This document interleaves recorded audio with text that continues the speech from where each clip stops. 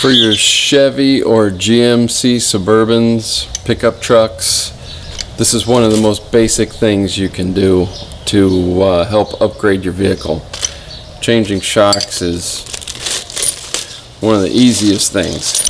As with any other car repairs you try and do yourself, read the instructions and follow the instructions. I'm replacing the shocks because I've noticed that the ride quality is not there. If I go over a bump or something, like railroad tracks, it really feels unstable. Okay, when you're at the parts store buying shocks, there's going to be a front and a rear, obviously. Most newer cars have struts, so there's no way you can confuse a shock and a strut.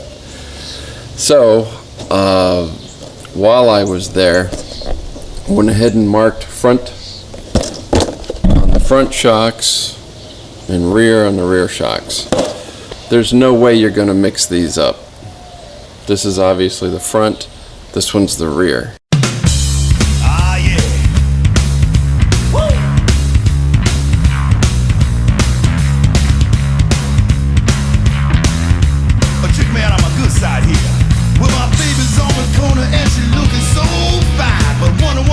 It's a good idea to place the jack under the car, jack it up just a little bit, but don't get the tire off of the ground.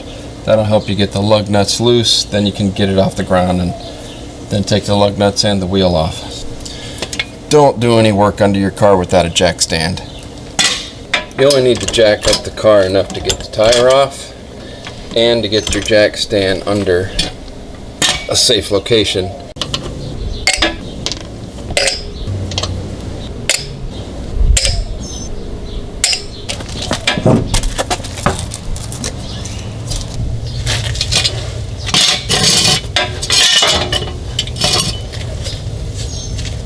Make sure you get the jack stand under a piece of the frame, not floorboard or any kind of thin sheet metal.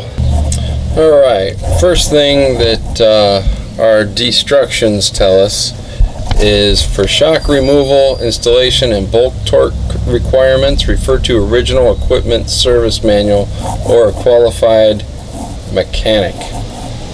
Let's see if we can find one of those. Alright, this is the opposite side of the instructions for removal installation. So we've got all the parts here that go with it, and you can see the frame, and your shock's going to come up through a hole in the frame, get a bushing on top, a washer and a nut. It's that easy. Okay, this is pretty important when you're installing these. They're showing a through bolt on the bottom. We don't have that. That would be a rear shock. We do have this scenario on the bottom control arm where you've got two bolts going through the shock mount, which in this case is right there, and then into a nut right there. Piece of cake. So this is what we're doing on the front.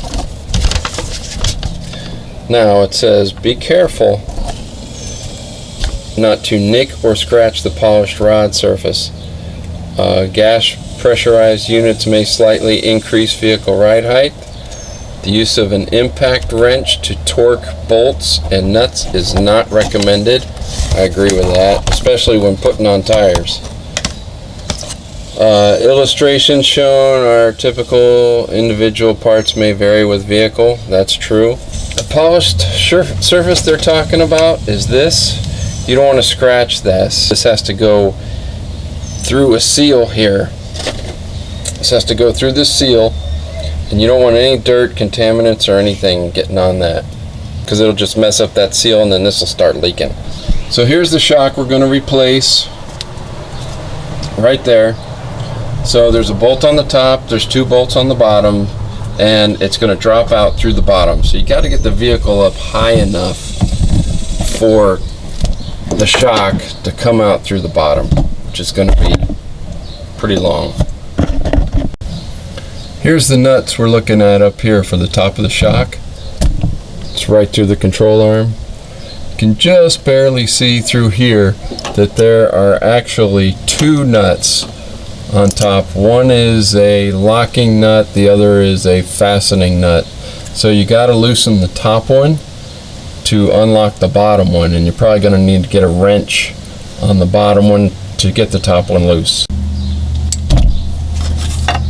Okay, these nuts up here are 14s, so I'm getting a wrench on the bottom one so I can break the top one loose. Okay, top one's loose. Might be a good idea if your shocks are pretty rusty to hit the threads with some WD-40. Okay, now the bottom nut. Alright, for the bottom nut, you'll notice this shaft has a couple flats on the sides. You'll need to hold those with a wrench while you use another wrench to get this bottom nut off. Okay, I got a crescent wrench and my 14mm, which is what these nuts are. Hold the crescent wrench and turn the nut in the loosening direction. Righty-tighty, lefty-loosey. Okay, I'm having a heck of a time getting this nut off. It's up here on the shock. It's fighting me every step of the way. So, I'm having to resort to vice grips clamped onto the shaft to stop that thing from turning. What a pain. Only on the old shock. Do not do this on your new one, because it'll mess up that shaft and you'll have leaky shocks. Okay, finally got the nut off. What a pain. Can't imagine you guys living in the Rust Belt dealing with this. Alright, those are out. Now we're going to take the 2 bolts off the bottom and the shock will drop out through the bottom. If you have to do it this way, don't forget to remove your vice grips. Okay, I've jacked the car up again so that and readjusted the jack. Okay, the 2 bottom bolts are under here and they are 13mm. That's 1 and 2. And the shock just drops right out through the bottom, just like that. Installation is the reverse of removal. Put your washer on and your bushing.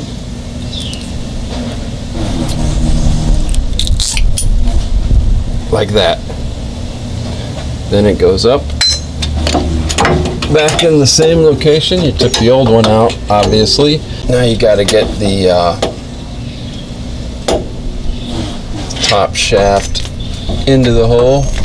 Alright, when doing this part, you can't really see that well, but I put the bushing on top. I'm going to go ahead and put the washer on and the nut, just to hold it up in there till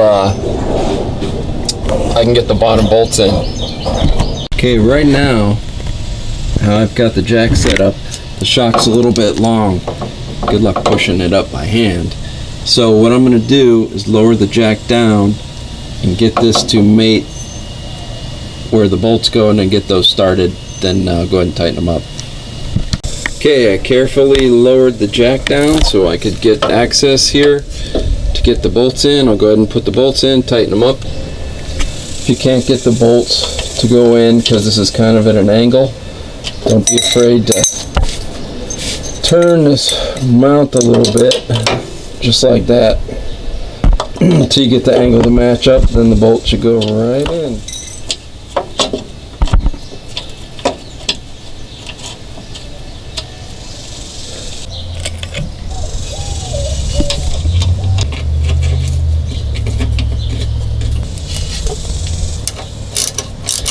Make sure you torque these to the proper torque recommended by the manufacturer. I'm just going to get these tight.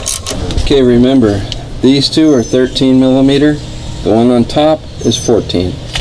Okay, get your top bolt, nut rather, tight with a 14, and go ahead and raise the control arm just so you get it, you're not pulling up on it when you're tightening the nut.